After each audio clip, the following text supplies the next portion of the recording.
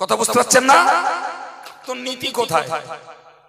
আরে ভাই, সারা জীবন ওয়াজ করে এলুম, সারা জীবন ওয়াজ করে এলুম, মেয়ে ছেলে তোমরা মাথায় মিনিটি মিনিটি বাস পড়ো, যদি তোমরা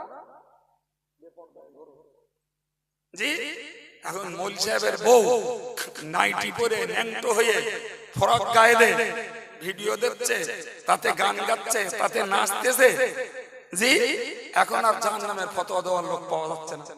ঘটিনি কিয়ামত পর্যন্ত ঘটবে।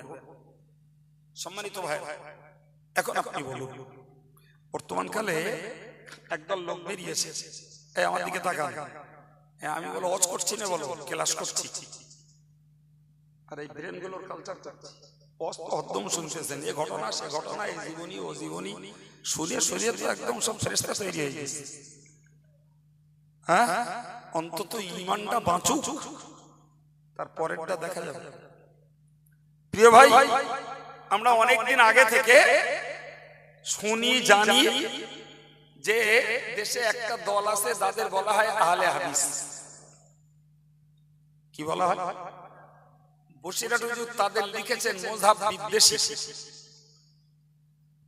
কোথাও লিখেছেন হুজুর তাদের নামে মুহাম্মদ, কোথাও হুজুর লিখেছেন গায়র মুকাল্লিদ। আর আমাদের দেশে প্রচলিত আছে লামোজাব।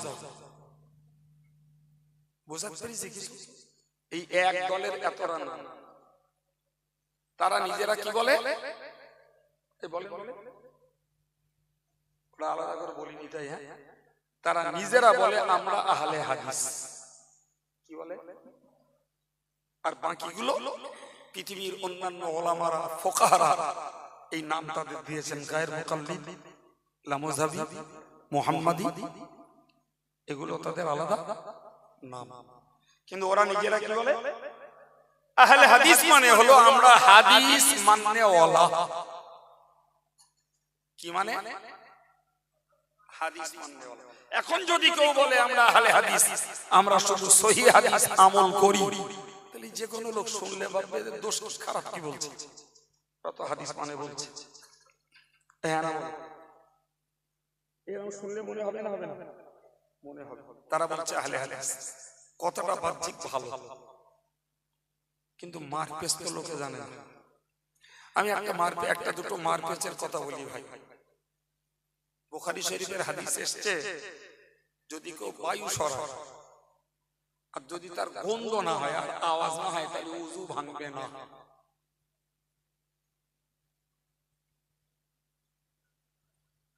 কথা বোঝা গেছে? আর ওই দল ওই বুখারী শরীফটা বিরাট মানে, অন্য কিছু আর মানতে চায় না। খানা আমি একদিন বললাম ঘুরিয়ে, ভাই বুখারী ছাড়া যখন মানো না, এখন এই 22 শরীফে নামাজ পড়েছো কতদিন? না তা কেন, মানে কেন পড়বা না? বুখারী শরীফে রয়েছে যদি গন্ধ না হয় আর আওয়াজ না হয় তাহলে উযু ভাঙবে না। ওরম কত বায়ু সরে, আওয়াজও হয় না, গন্ধও হয় না, সব কথা বলে আর কথা বলে না কিচ্ছু। এই যে বললে হাদিস মানিতে, হাদিসটা মানো ভাই। বুখারী শরীফের হাদিস রয়েছে, রাসূলুল্লাহর জীবদ্দশা একদল লোক রাসূলের কাছে এসেছে, তাদের একটা রোগ হয়েছে। শর্ট কথায় আজকের যুগের আমরা যা সিমটম বুঝি, ওই রোগটা একরকম জন্ডিস রোগ। জন্ডিস, জন্ডিস হলে চোখ হলুদ হয়, তাই না? শারীরিক দুর্বলতা চলে আসে, দেহ শুকিয়ে আসে। ঠিক এই সিমটম গুলো ওই লোকগুলো দেখা গেল। রাসূল বললেন তোমরা এক কাজ করো, তোমরা যাও ওই উট চড়াচ্ছে যারা, যে উটের দুধ আর উটের পেচ্ছাপ খাও।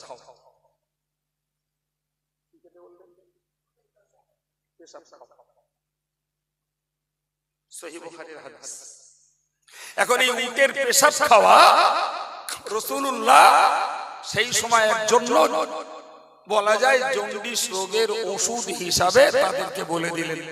তারা যে খেলো সুস্থ হয়ে গেল। এখন যারা আহলে হাদিস নিজেরা বলছে আমরা হাদিস মাননেওয়ালা, তাহলে তো তাদের উঠে পেচ্ছাপ খাতি হয়।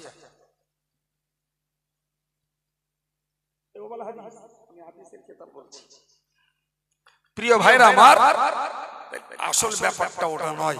এরা আসলে আহলে হাদিস নাম নিয়েছে কেন, তার ভিতরের কারণ হলো ইজমা কিয়াস মানবে না তাই। এই যে গোপন রহস্য, এইটা তো আমার এই সাধারণ ভাইরা মনে করে এরা তো ভালো কথা বলছে, খারাপ কি বলছে? এরা তো ভালো কথা বলছে, খারাপ কি বলছে? আর এই ঠিক এই ভুল বুঝে বুঝে তারা তাদের দলের সদস্য বাড়াচ্ছে। ভাই একেবারে হালের একটা কথা বলছি, কোথায় আছেন আপনি? আর আমি এ কথা বলতাম না, ওয়াজ করতাম না, কেন মনে উঠেছে আজকে জানিও না। জি, তবে যা করছি আমার এই ভাইদের উপকারের জন্য। যদি মনে করেন হুজুর উপকার কি, এই যন্ত্র ছড়াচ্ছে এইগুলো বেশি। আজকে এর মাথায় ঢোকেনি, কালকে আমার মাথায় ঢুকে যাবে এই যন্ত্রের দ্বারা। ভাই সম্প্রতি একটা দল বেরিয়েছে, তারা নাম নিয়েছে আহলে কোরআন। বাংলাদেশে তোলপাড় করছে তারা। কি নাম নেছে? আগে নাম বলিছে ওর কি? তাহলে ওরা বলছে আমরা হাদিস মাননেওয়ালা, আর এরা বলছে কোরআন মাননেওয়ালা। আচ্ছা, যদি কেউ বলে আমরা কোরআন মানি, তাহলে বাহ্যিক ভাবে কথাটা খারাপ কি? এরা তো কোরআন মানে। জি, আহলে কোরআন, কোরআন মানে যে কোনো ছেলে সেরকম লোক শুনলে তার এমনি মনে হবে যে কথা তো ঠিকই বলছে, খারাপ কি বলছে? কোরআন মানা তো ভালো জিনিস। কথা বুঝি আসছে? একটা মজার কথা শুনে নিলাম, শুনলে এমনি মাথা চুলতে ইচ্ছা করে। জি, তাদের ভিতরে ধান্দা হলো তারা মানুষকে বোঝাচ্ছে নামাজ পড়তে হবে। কেন? তো এই ফজরের নামাজ 2 রাকাত, জোহরের নামাজ 4 রাকাত, আসরের ফরজ 4 রাকাত, মাগরিবের ফরজ 3 রাকাত, এশার ফরজ 4 রাকাত, এরকম কোন কথা কোরআন শরীফে নেই। আর কোরআনের জানি তা মানবো কেন? নামাজ পড়ার দরকার নেই।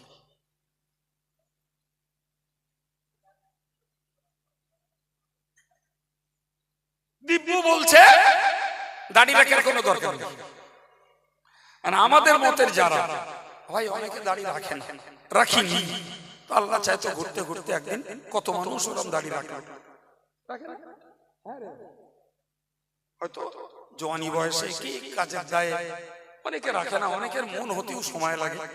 কিন্তু যার বিশ্বাস আছে যে দাড়ি রাখা ফরজ, জি, সে একদিন না একদিন ঘুরিয়ে রাখতে পারে। কিন্তু যে জানে দাড়ি রাখতে হবে না, রাখতে হয় না, ওরা যুক্তি দেখছে, বলছে কোরআন শরীফে দাড়ি রাখার কথা বলেনি, তাহলে রাখতো কেন? কোরআনে যা আছে তাই মানবো, আর কোরআনে যা দি তার মানবো না। লাইনটা ক্লিয়ার নাকি ভাই? গোটা কোরআনে কোথাও শতকরা 2.5 টাকা যাকাত দিতে হবে এ কথা গোটা কোরআনে বলা নেই। 2 দিন পরে বলে দেবে ভাই যাকাত দিতে হবে। এমনি যাকাত দেওয়ার কথা কোরআনে বলা আছে, কিন্তু কত দিতে হবে যেহেতু বলা নেই, কত দিয়ে দরকার নেই। নাম তার গা জোরে বলে, এই জাত ইসলাম ধ্বংস করবে না বাঁচাবে?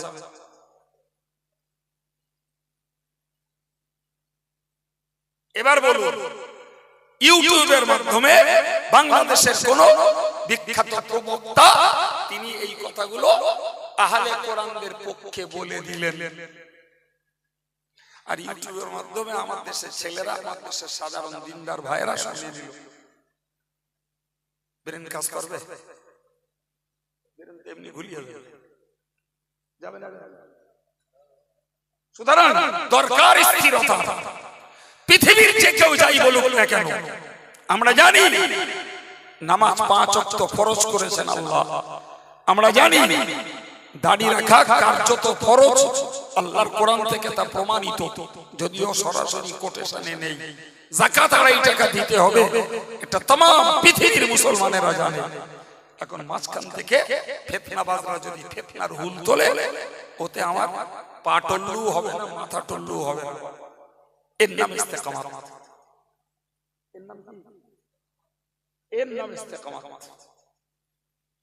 তুই যে পারিস ঢুকে যাবে। জি ভাই, দাজ্জাল যখন আসবে না, দাজ্জাল এসে বলবে, হাদিস পাকে এসেছে, রাসূল বলেছেন দাজ্জাল যেটারে জান্নাত বলবে ওইটা জাহান্নাম, আর দাজ্জাল যেটারে জাহান্নাম বলবে ওইটা হলো জান্নাত। সুবহানাল্লাহ। রাসূল এই হাদিসটাও বলে দিয়ে গেছেন, যে গোষ্ঠী যে সম্প্রদায় দাজ্জালের পিরিয়ডে থাকবে, যদি ওই হাদিস তাদের জানা থাকে, তাহলে দাজ্জাল যদি বলে আমার কথা নিশ্চয় ভালো, নালে তোরে জাহান্নামে দেব, রাসূল বলেছেন তুমি ওর জাহান্নামটাই চাও, ওটাই তোমার জন্য জান্নাত। আর যদি দাজ্জালের দেখানো জান্নাতে যায়, তাহলে আদাতে যাবে কোথায়? ভাই আসল দাজ্জাল পরে আসবে বাপ। দাজ্জালের চেলা চামুন্ডা খালাতো ভাই, মামাতো ভাই, ফুফুতে ভাই, নানাতে ভাই চারিদিকে বেরিয়ে পড়েছে। কথা বুঝতে পারেননি? ঠিক এভাবেই আমাদের নিরীহ মানুষগুলো, নিরীহ ছেলেগুলো ব্রেন গুলোকে কালচার করছে। ঠিক এভাবে আমরা এখানে চিল্লুচ্ছি কাওয়ালি হারাম, আর একদল এরকম বড় জামা পরে মাথায় টুপি দিয়ে সেইরকম সাঙ্গা বড় পাগড়ি পরে 13 বার হজ করে কাওয়ালি করতেছে। সাধারণ ছেলেগুলো কি বুঝছে? যদি এটা হারাম হতো তাহলে 13 বার হজ করে কাওয়ালি করতো। দাজ্জাল কবে আসবে তা ঠিক বুঝতে পারেননি? প্রিয় ভাই আমার, চলুন আরেকটা এগিয়ে যাই। ভাই আমরা হানাফি মাযহাবের মানুষ। আমরা কিসের মানুষ? হানাফি মাযহাবের মানুষ। তো সে হানাফি মাযহাব অনুযায়ী আমরা আমাদের নামাজ, রোজা, হজ, যাকাত, নিকাহ, তালাক, ফারাজ এগুলো সব সেই মাযহাবের ফতোয়া বা সংবিধান অনুযায়ী আমরা কাজে লাগাই। ঠিক কি না? জি ভাই, একদল লোক বলছে ইমাম মানতে হবে না, মাযহাব মানা শিরক। তাদের বক্তব্য হলো আল্লাহর রাসূলকে মানো, আর কারোর মানা লাগবে না। আর আমাদের মিন্স গোটা পৃথিবীর সুন্নাতুল জামাতের আকীদা হলো যে শরীয়তের মসলাগুলোকে ঠিকঠাক ভাবে পালন যদি করতে হয়, তাহলে হানাফি, শাফিঈ, মালিকি, হাম্বলি 4 মাযহাবের আকীদার উপরে দাঁড়িয়ে 4 মাযহাবের মসলার তুমি যে কোনো একটাকে মেনে চলো। হয় হানাফি মানো, নালে শাফি মানো, নালে মালিকি মানো, নালে হাম্বলি মানো, যে কোনো একটাকে মানো। কেননা এই 4টে মিলেই হলো সুন্নাতুল জামাত। সুবহানাল্লাহ। 4টে মিলে কি সুন্নাতুল জামাত একটা মানো। তবে সুবিধাবাদী হবা হানাফি, তুমি কথা বোঝেন, তুমি হানাফি, অথচ এক মজলিসে বউ 3 তালাক দিয়ে বউ বাঁচানোর জন্য লামজাবি হয়ে তখন বলবা না 1 তালাক হয়েছে, ও বউ নিয়ে আবার ঘর করা যাবে। এই স্বার্থপরতা কথা বুঝি আসছে? ওই স্বার্থপরতা কি চলবে না। তুমি হানাফি, হানাফিরা পানির মাছ ব্যতীত আর কোন প্রাণীকে জায়েজ বলেনি। অথচ শাফি মাযহাবে ওই পানি ক্যাঁকড়া কুচে কচ্ছপ ও জায়েজ। হ্যাঁ, তুমি জাল ফেলে দেখলে মাছ খুব একটা উঠেনি, ক্যাঁকড়া কচ্ছপ অনেকটা উঠেছে, তা মনে করলে যে আজকের দিনের জন্য শাফি হয়ে যায়, হয়ে ক্যাঁকড়া কুচে কচ্ছপ খেয়ে গোডাউনটা ভর্তি করি, তুমি গোল্লাই গেল। আরে শাফি মাযহাবে ওগুলো জায়েজ, তার পক্ষে তার দলিল আছে। যা মাযহাব তারা মানে তারা সেটা আমল করে। জি, তুমি আমল করো না, ঘৃণাও করতে যাও না, তুমি তোমার জায়গায় দাঁড়াও, কিন্তু স্বার্থের জায়গায় তুমি ওইটা মানতে যাবা, তুমি ইস্তেকামাত থাকতে পারলা। কেউ বলবে মাযহাব মানা যাবে না, পট করে তুমি বলবো আমি লামজাবি হয়ে গেলাম। আশ্চর্য ব্যাপার, বিয়ে করার জন্য লামজাবি ছেলে হানাফি হচ্ছে, বুঝতে পারছেন? লামজাবি ছেলে হানাফি হচ্ছে, আবার প্রেম করে বসেছে, কিছু করার নেই, তো হানাফির মেয়ে লামাজাবির সঙ্গে বেঁধেছে আর বলতেছে ওরা সব মেনে চলবে বলে।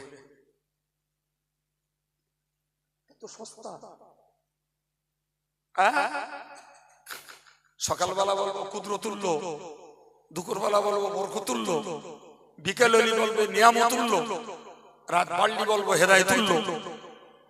ইসলাম ওরকম ধর্ম না। আর এই যা করছে সব ফেক খালি আলেমের দল, একটাও সাধারণ লোক করে না। সুবহানাল্লাহ বলে এই কাজগুলো করছে কারা? সব ফেক।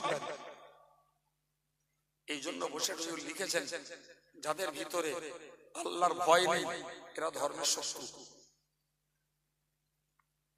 আল্লাহর ভয় বর্জিত বসে এরকম লিখেছেন, খোদার ভয় বর্জিত আলেমেরা দ্বীনের দুশমন, ধর্মের শত্রু।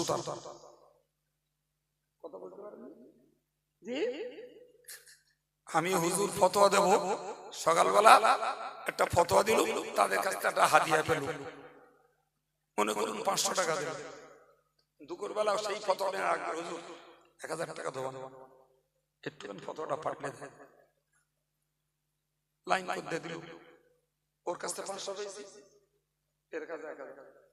বিকেলবেলা আরেকজন এসে সেই ফতোয়াটা নেয়, ও তো আপনি 5000 দিচ্ছে, আপনি ফতোয়াটা একটু এই করে দেন। রাত 12টার দিকে একজন এসে 10,000 হুজুর ফতোয়াটা আপনি লিখে দেন, তাহলে 10 5 15 16 আর 16.5 টাকা হয়ে গেল।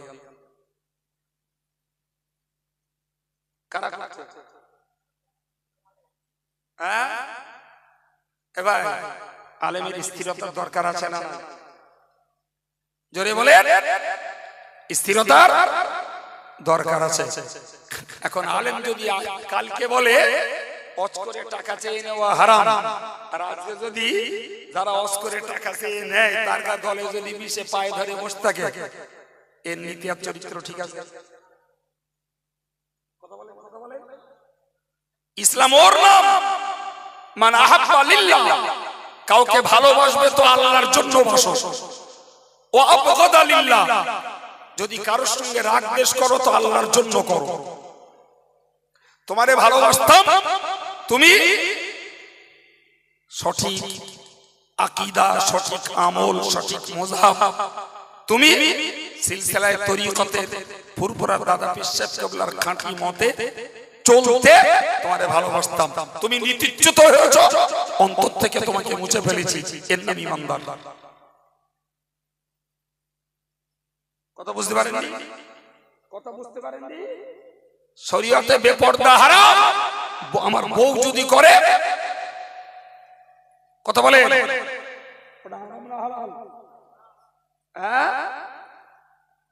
প্রিয় ভাইরা আমার, সুতরাং মনে রাখা দরকার যে এই চেতনা ফেতনাবাজি দুনিয়া জুড়ে চলছে, সব এক শ্রেণীর তথাকথিত স্বার্থান্বেষী অর্থভোগী আলেমদের দ্বারা। সে অন্য দলেরও হতে পারে, আমার দলের ভেগধারীও হতে পারে। জি, তাহলে আমি আপনাকে কি বললাম, যে আমরা হানাফি মাযহাবের মানুষ, আমরা আমাদের জীবনটা হানাফি মাযহাবের উপরেই দাঁড় করাবো। কোন স্বার্থে, কোন সুবিধা ভোগে আমার মাযহাবের মসলা যাবে না, পাল্টাবো, পাল্টানো সম্ভব না, পাল্টালে ঈমান আমলের ক্ষতি হবে, এ হবে না। প্রিয় ভাই আমার, পাশাপাশি মনে রাখবো, আমরা ফুরফুরা দাদা হুজুর কিবলার মতাদর্শে বসিরাত আল্লামা হুজুরের কিতাবের মসলা মেনে চলা লোক। এখন যদি অন্য কোন আলেম আমাদের কাছে কোন উল্টো কিতাব দেখায়, বসির হুজুরের মসলার উল্টো একটা কিতাব দেখালো, কিংবা দাদা হুজুরের আমলের উল্টো একটা কিতাব দেখালো, আমার মত চলে যাবে? চলা উচিত? জি উচিত না। ভাই আপনি বলুন দিন, দাদা হুজুর কিবলা অন্যান্য ব্যাপারে সারা পৃথিবীর আলেম ওলামা যেমন আমল করেছেন, দাদা হুজুরও তেমন করেছেন। আমরা দাদা হুজুরের আমলে আর বসে হুজুরের কিতাবে দেখেছি যে তিনি গোল জামা পরতেন, গোল টুপি পরতেন, আজানের পরে হাত তুলতেন, কবর জিয়ারত করতেন, কিয়াম করতেন, আখির জোহর পড়তেন। তার আমল ছিল আর কথাগুলো কিতাবে লিখেছেন বসে হুজুর। এখন একটা লোক ভালো গোল জামা গায়ে দেয়, মাথায় গোল টুপি পরে আর বলে বসে হুজুরের মশলা সব মেনে নেওয়া যায় না, কিছু সংশোধন করার দরকার আছে। বাড়ি আপনাদের বাড়ির পাশে বেশি দূরে না, আমি দিল্লির কথা বলছি।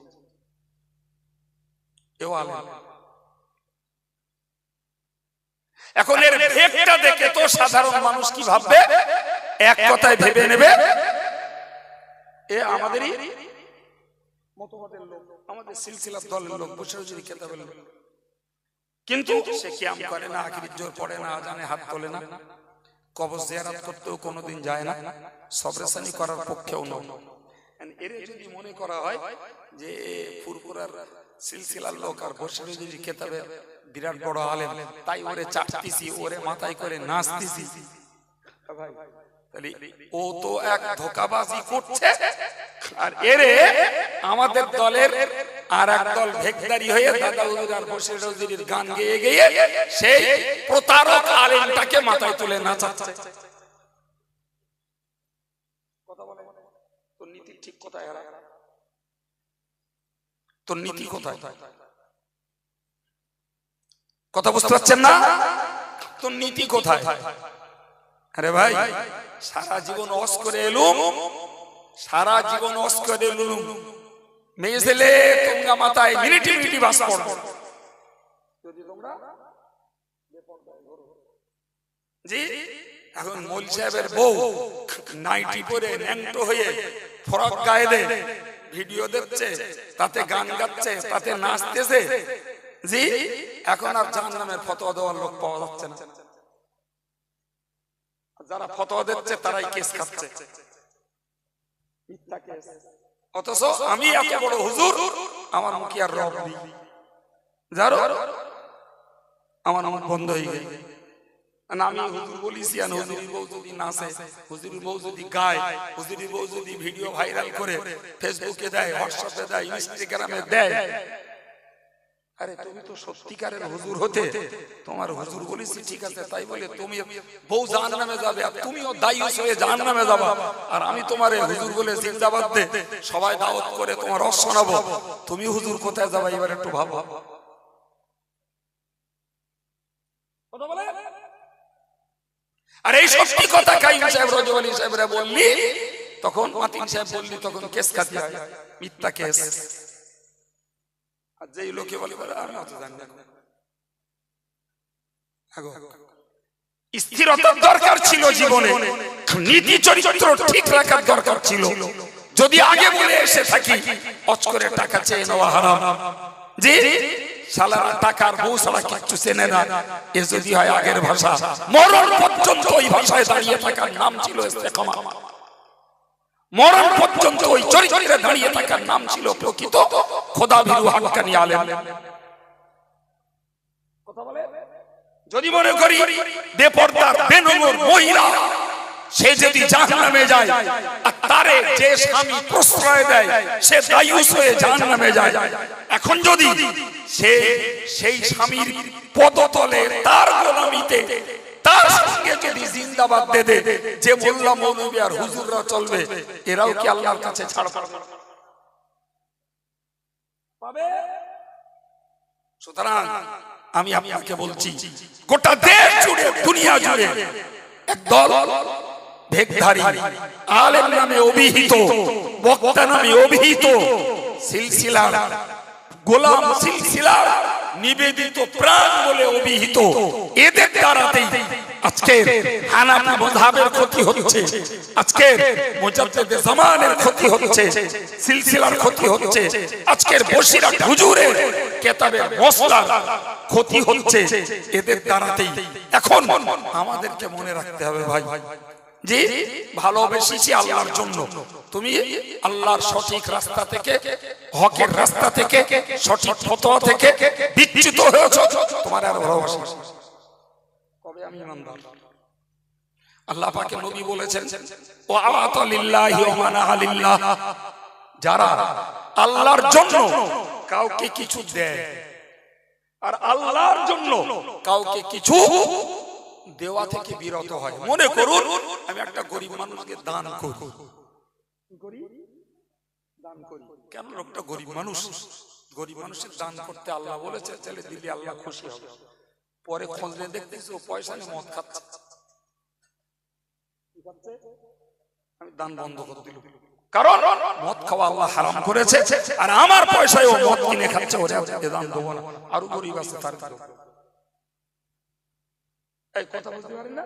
এখন যদি কেউ ন্যাশনালি টেনে বলে না অনেক দিন ধরে দেই ওরে, তা মদ খাচ্ছে তা খাকে যা, আগে দিত এক্ষুনি আর দেওয়া বন্ধ করো, খাচ্ছে খা। এর নাম ইমানদার। আল্লাহ পাকের নবী বলেছেন মান হাব্বা লিল্লাহ, যারা আল্লাহর জন্য কাউকে ভালোবাসে, ওয়া আবগাদা লিল্লাহ, আল্লাহর জন্যই কারোর সঙ্গে রাগ দ্বেষ করে, ওয়া মানা লিল্লাহ ওয়া আতা লিল্লাহ, আল্লাহর জন্য কাউকে কিছু দেয়, ওয়া মানা লিল্লাহ, আর আল্লাহর জন্য দেওয়া বন্ধ করে দেয়, ফাকাদ ইস্তাকমালাল ঈমান, সেই হলো প্রকৃত পূর্ণাঙ্গ ঈমানদার।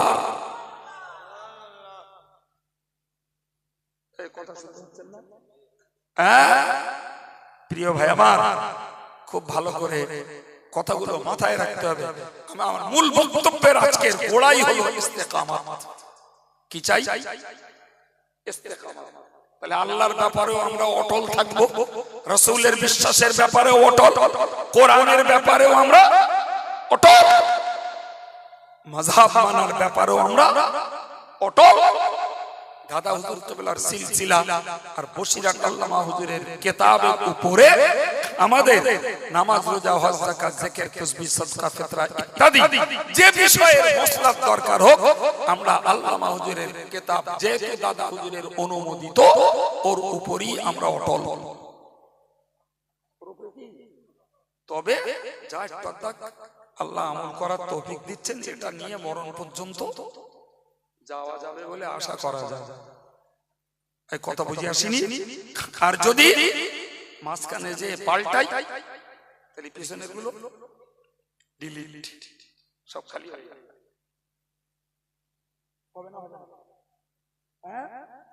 প্রিয় ভাইরা আমার, যদি একজন কালকে একজন মৌলানা আমারে বলছে যে আমার সঙ্গে একজনের দেখা হয়েছে, আমি বলছি হারা তুই তো এই সুন্নতুল জামাত সংগঠন থেকে চলে অন্য দলে গেলি, কাজটা ভালো করিস? ভালো করিনি মানে এখান থেকে গেছি ৫,০০০ লোকে খারাপ বলতে, ৫০,০০০ লোকে চুমু দিচ্ছে, হয়তো ঈমান আছে কিনা সন্দেহ। মানে কারণ আরে রাসূল যদি মক্কার কাফেরদের দাবি মেনে নিয়ে,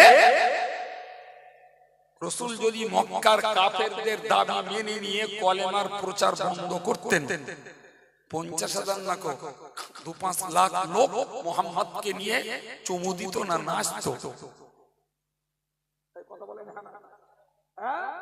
তারা তো কত রকমের পদ্ধতি, কত রকমের প্রক্রিয়া, কত চেষ্টা চালিয়েছিল যে মুহাম্মদ তোমার মতন ব্যক্তি হয় না, তোমার মতন সাধু, সদাচারী, সত্যবাদী, তোমার মতো এত ভদ্র মিষ্টভাষী, তোমার মতো এত দরদি মানুষ হয় না মুহাম্মদ। তোমার শুধু একটাই খারাপ, তুমি ওই যে বলছো লা ইলাহা ইল্লাল্লাহ, ওইটা বলা বন্ধ করো। নবী বললেন ওই বলতেই তো আল্লাহ আমার পাঠিয়েছে। সুবহানাল্লাহ। হ্যাঁ, বিনিময়ে নবীর পাওনা হলো গাল, কুৎসা, বদনাম, চরিত্রহীন, জাদুকর, মস্তিষ্ক বিকৃত, পাগল, চিল্লে বলুন নাউজুবিল্লাহ। এই সবগুলো নবীর পাওনা হয়েছে কেন? ওই এক জায়গায় দাঁড়িয়েছিলেন তাই। সুবহানাল্লাহ বলে। এগুলো নবীর পাওনা হয়েছে কেন? এক জায়গায় দাঁড়িয়েছিলেন তাই। জি, নবী যদি মাঝে মধ্যে ওদের সঙ্গে একটু গা ঘেঁষে চলতেন, ওদের সঙ্গে একটু যদি মত বিনিময় করতেন, ওদের সঙ্গে যদি একটু মিল মোহাম্মত করতেন, মাঝে মাঝে ওদের সঙ্গে একটু মেলায় যেতেন, মাঝে মাঝে ওদের ওই মূর্তি যদি একটু ছোঁয়াছুঁই করতেন, জি, ওরাও মাঝে মধ্যে এসে আল্লাহর জন্য নামাজ আল্লাহর ইবাদত করত, তাহলে ঝগড়া দ্বন্দ্ব কিচ্ছু হতো না, নবীর জেল খাটতে হতো না, বয়কট হতো না, নবীর মদিনাতেও যেতে হতো না, ওরাই চুমু দিত।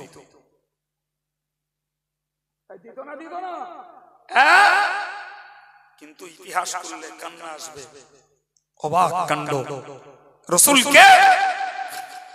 রসুলকে এই হকের দাওয়াত থেকে, ঈমানের দাওয়াত থেকে ফেরানোর জন্য মক্কার নেতৃবর্গ একবার না বারবার চেষ্টা চালিয়েছে, বারবার। জি, সর্বশেষ যে পদ্ধতিটা ওদের ছিল, জি, লোভনীয় একটা পদ্ধতি, সেটা হলো এরাই যে আবু তালেবকে বলেছিল, আবু তালেব তোমার ভাইপোটাকে তুমি তো আশ্রয় দিয়ে, সোজা কথা, ওর এই বারগাটা বাড়িয়ে দিলে তুমি, তো তোমার ভাইপো জিজ্ঞেস করো টাকা নেবে, টাকা নেয় তা আরবের সেরা ধনী বানিয়ে দেবো, সুন্দরী মেয়ে নেবে, আরব সুন্দরী মেয়ের সঙ্গে বিয়ে দেবো, যদি নেতৃত্ব নেয় তাহলে আরবের সেরা নেতা বানিয়ে দেবো। আবু তালেব সাদামাটা ব্র্যান্ডে শুনে মনে মনে খুব খুশি, কারণ ভাইপোটাকে এমনি এমনি ফেরানো যাচ্ছিল না। আজকে তিনটে অপশন, টাকাও পাবে, সুন্দরী মেয়েও পাবে, নেতৃত্বও পাবে, তিনটেও পাবে। জি, তো রাসূলুল্লাহ সারাদিন দিনের কাজ করে, দিন প্রচার করে করে করে করে ক্লান্ত শ্রান্ত হয়ে ঘরে ফিরেছেন। আবু তালেব নবীকে ডেকে বলল, বাবা আমার কাছে কাফেরদের নেতৃবর্গ এসেছিল, তা তোমার জন্য একটা সুখবর দিয়ে গেছে। কি চাচা? রাসূল মনে মনে করতে পারেন যে ওরা বোধহয় মুসলমান না হবে। হ্যাঁ, কি চাচা? বললে, ও তুমি যদি চাও আরবের সেরা ধনী হবে, বানিয়ে দেবে, যদি তুমি চাও যে তুমি সুন্দরী মেয়ে নেবে তাও ওরা দেবে, যদি নেতৃত্ব চাও তাও দেবে।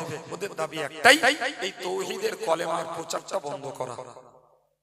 রাসূল বললেন, চাচা এই সুসংবাদ ওদের ডেকে বলে, এই যে কথা বলছে সব দুনিয়ার সম্পদ, মেয়ে ছেলে, নেতৃত্ব, টাকা, এগুলো সব দুনিয়ার হাতের জিনিস। ওদের যে বলুন, যদি ওরা আকাশ থেকে সূর্যটা পেড়ে আমার ডান হাতে দেবে, আর ওই আকাশ থেকে চন্দ্রটাকে পেড়ে বাম হাতে দেবে, তাও দেখতে পারে। জি, তারপরেও আমি আমার আল্লাহর দেওয়া এই হকের বাণী, এই দ্বীনের দাওয়াত দেওয়া আমি বন্ধ করব না। এর নাম কি? এর নাম ইস্তেকামত।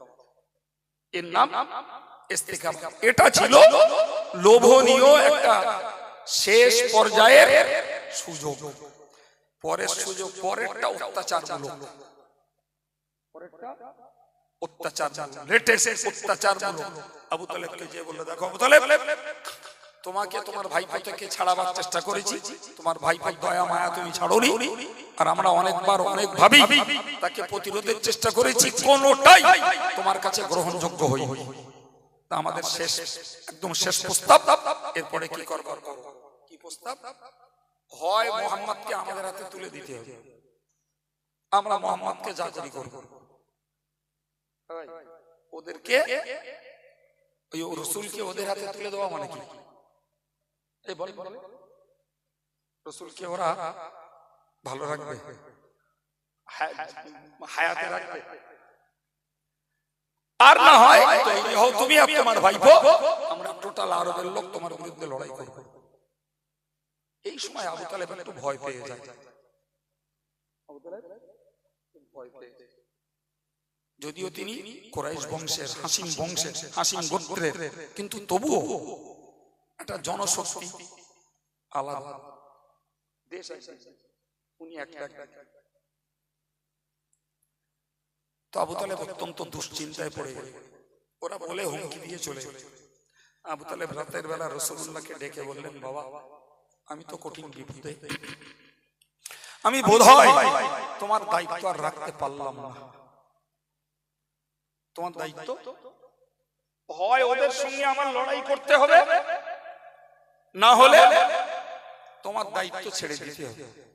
তো ওদের সঙ্গে লড়াই করার ক্ষমতা আমার এই বৃদ্ধ বয়সে আর নেই, সম্ভব অগত্য তোমার দায়িত্ব ছেড়ে দিতে হবে। কেন চাচা, কি হয়েছে?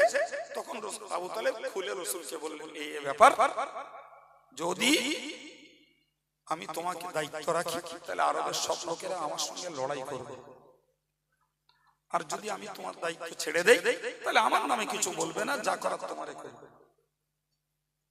আল্লাহ পাকের হাবিব কান্না ভরা চোখে বলেছিলেন, ইয়া রাসূলুল্লাহ, ইয়া হাবিবাল্লাহ, হুজুর, মায়ের গর্ভে থাকাকালীন আব্বাকে হারিয়েছি, 6 বছর বয়সে মাকে হারিয়েছি, 8 বছর বয়সে দাদাকে হারিয়েছি, 8 বছর থেকে আজকের এই দীর্ঘ 40 বছর পর্যন্ত বলা যায়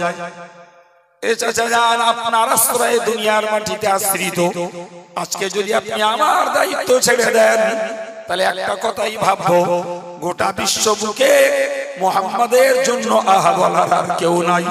তবে চাচা, সেটাও যদি আমার জীবনে চলে আসে আমি ওটাকেও মেনে নিতে রাজি, তবে আমি আমার আল্লাহর এই দিনের দাওয়াত, হকের বাণী প্রচার করা কখনোই বন্ধ করতে পারবো না।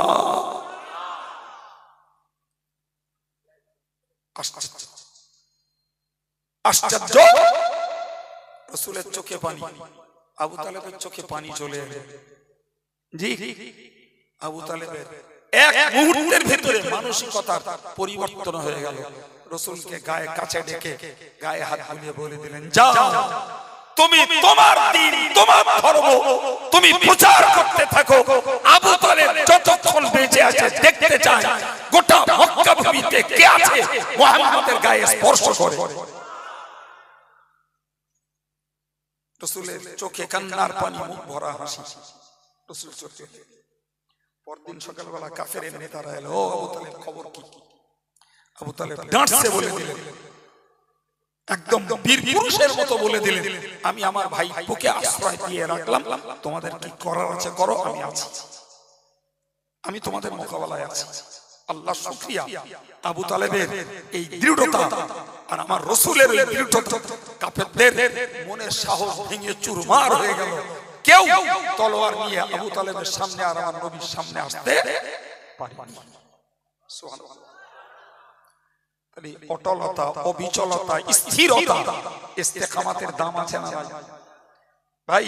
এই যে রাসূলের স্থিরতা, এই স্থিরতা শুধু পীর সাহেবের নয়, পীরজাদার নয়, আলেমের নয়, মুফতির নয়, মাওলানার নয়, বক্তার নয়, সাধারণ লোকের নয়।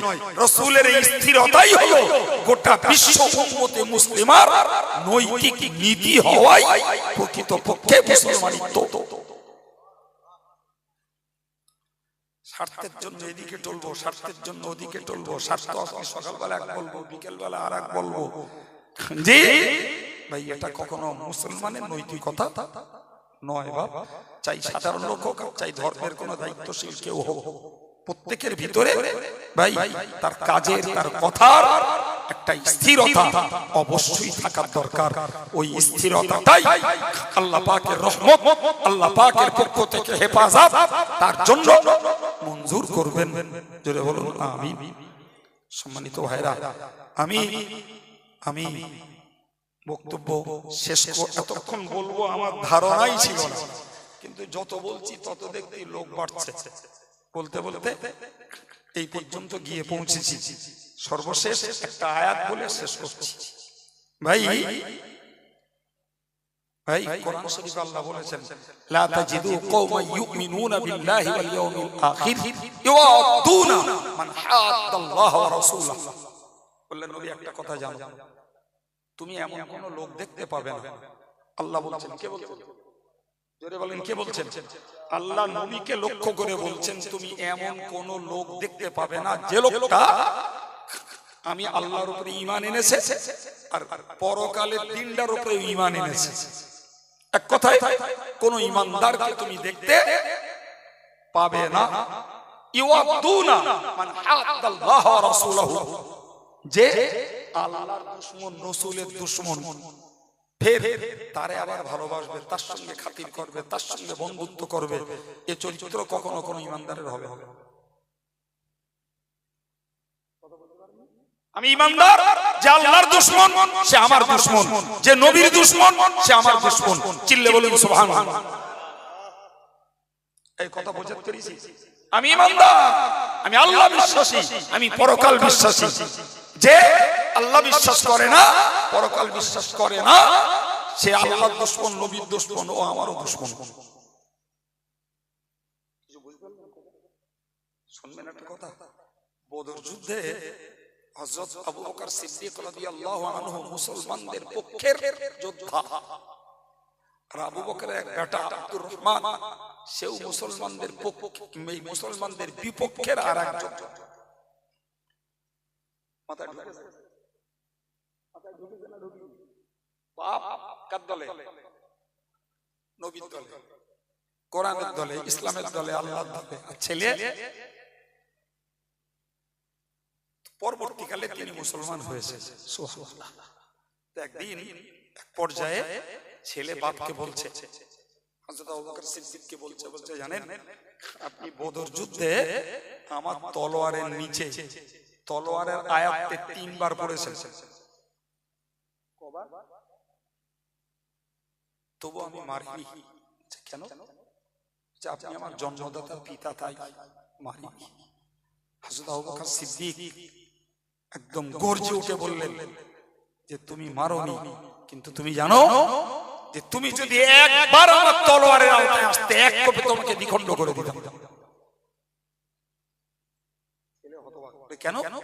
বললে তুমি তো আমার দুশমন না, তুমি নবীর দুশমন, তুমি আল্লাহর দুশমন। আমি তো ছেলে মারতাম না, আমি মারতাম আল্লাহর রাসূলের দুশমনকে।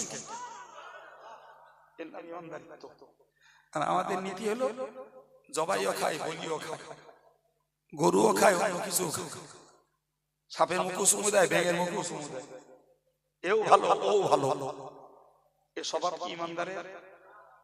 জোরে বলে। এ চরিত্রের লোক আছে না নাই?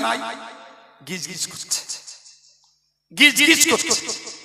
সম্মানিত ভাইরা, জি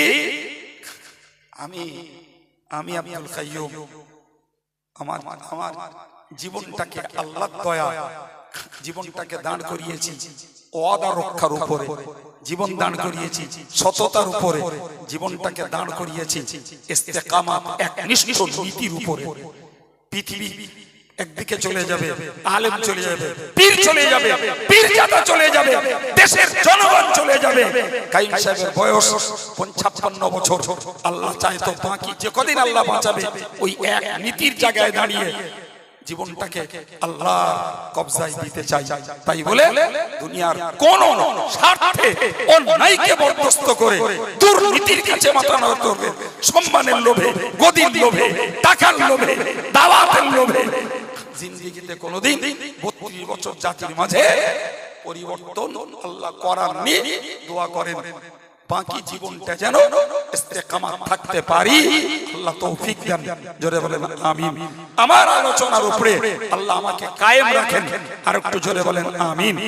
জি আমার শ্রোতা ভাইরা যারা আলোচনা শুনেছেন, করজোড়ে নিবেদন করতে বলছি, বাবু এই ডামাডোলের যুগে আল্লাহ, আল্লাহর রাসূল, কোরআন, মাযহাব, সিলসিলা এসব বিষয়ে সাইডের কথা কানে না নিয়ে দয়া করে একনিষ্ঠ বিশ্বাসের উপরে দাঁড়িয়ে নেক আমল, নামাজ, রোজা, হজ, যাকাত, জিকির, তাসবিহ, ভালো কাজগুলো কি করে বাড়ানো যায় এই চেষ্টাটা করা। আর পাপ কাজ জীবনে কে কতটা করেন তিনি ভালো জানেন, ওইগুলো কি করে কমিয়ে ফেলা যায় এই ধান্দায় যিনি থাকবেন, আমি মনে করি তিনি আল্লাহর রহমত এবং হেফাজত পেয়ে যাবেন ইনশাআল্লাহ। জি আল্লাহ আমাদের বোঝার তৌফিক দান, বলুন আমিন। আসুন প্রিয় নবীর প্রতি সালাম, ইয়া নবী।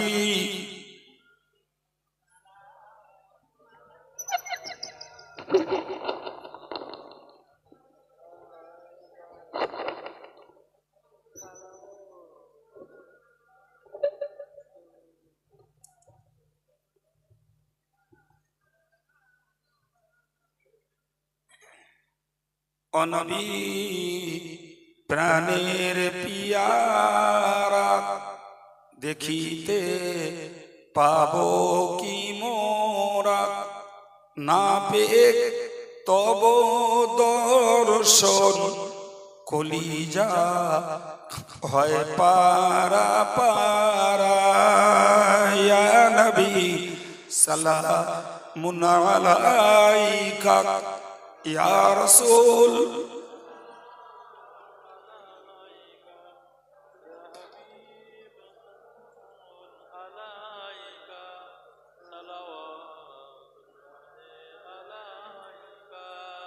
आप सुल्ताने मदीना मोहब्बते वहियो सकीना नूर से मामूर सीना मिश्क से बेहतर पसीना या नबी सलामुन अलैका या रसूल सलामुन अलैका या हबीब सलामुन अलैका सलावतुल्लाहि अलैका या रब्बी सल्ली व सल्लिम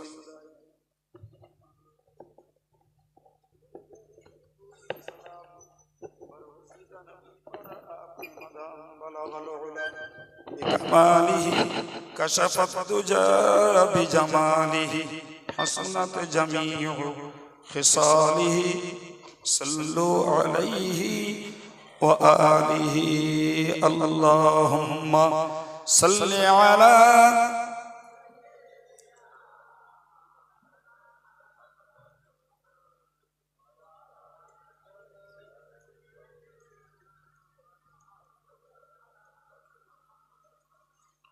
সম্মানিত ভাইরা সকলকে জামিয়া রহমানিয়ার পয়লা দোসরা তেসরা ফাল্গুন ইসলামের